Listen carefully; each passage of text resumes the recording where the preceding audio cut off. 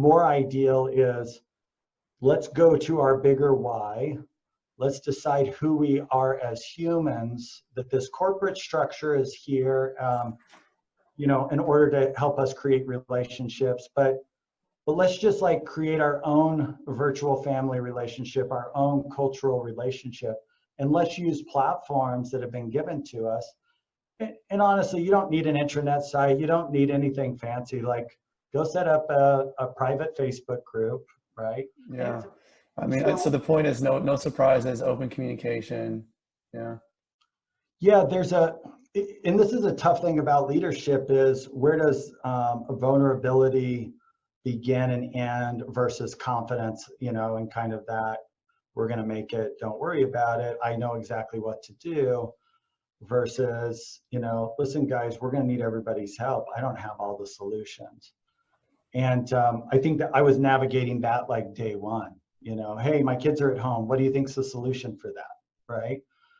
And what I went back to is what we had decided, which was we've got to go decentralized with our size. So if I didn't know the answer, I just say, or if it was something I just couldn't solve, like, hey, I don't have diapers, on a Zoom call, hey, I don't have diapers.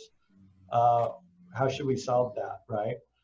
I said, guys, we've got to reach out in your individual communities. Like, you guys can solve this, but you're going to need to do them in pods of family. So why don't you post it here? Let's get that going. And you know what, that really says, it was almost like they just needed that leadership, like permission to ask their neighbor, hey, do you have any diapers? And it was amazing. Of course, I'm seeing the support center other than the practices, but up here, I saw people, we're in Texas, people have chickens, they were bringing eggs in, right? And they're like, hey, so-and-so ran out of eggs. Hey, let's get this solved, that solved.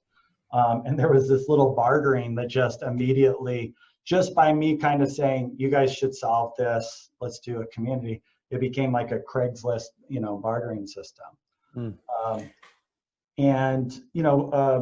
Someone said, hey, now these, I don't think these are posted on, there might be posted. Yeah, they're posted in our Zoom calls on there. So we do our Zoom with everybody, and then I'd repost them there. And what was the other one? Oh, how do I solve daycare and childcare? And I was like, man, let's open that up to the group. Like, you guys solved this during the summer. What's different from now versus the summer? And the only reason I knew that is because a mom said, well, technically, we actually solved this during the summer. And so I was like, oh, okay, well, then how do you solve it?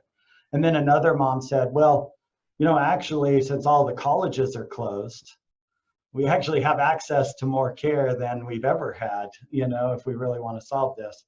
So that was kind of cool to watch them solve their own problem. So if there was I was doing that on the fly, but if there's something I took away was when you really don't know the answer, go to your team. And if your team's like the whole group, say, guys, I don't know if this is something I can solve.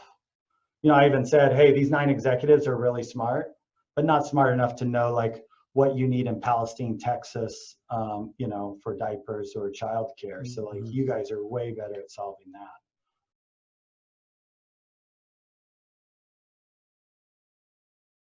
One of the problems that businesses are all going to face is there's a lot of capital going in to try to keep people on board. But this is actually the quote unquote cheapest time. I know everyone's concerned because production's going off, has gone off the cliff.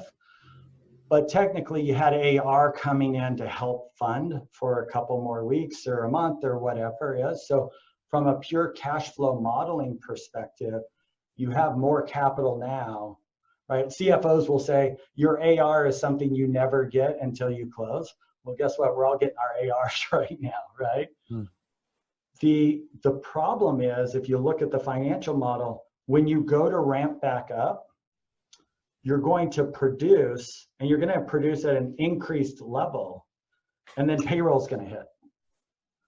But the production went over into the bucket of AR where it's going to sit for 45, 60 days.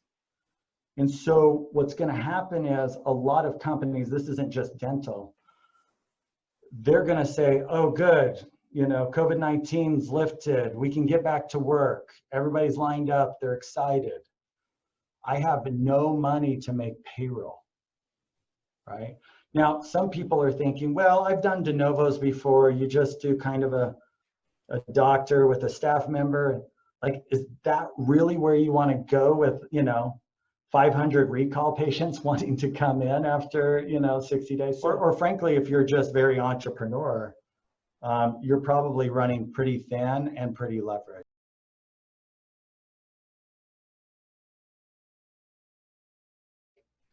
When I can be planning something cool for my future, right? So on Tuesday, I said to the team, now one thing we need to get ready for, and this helped me, is I was like, we're starting a DSO as of today that will have COVID-19 for the entire future.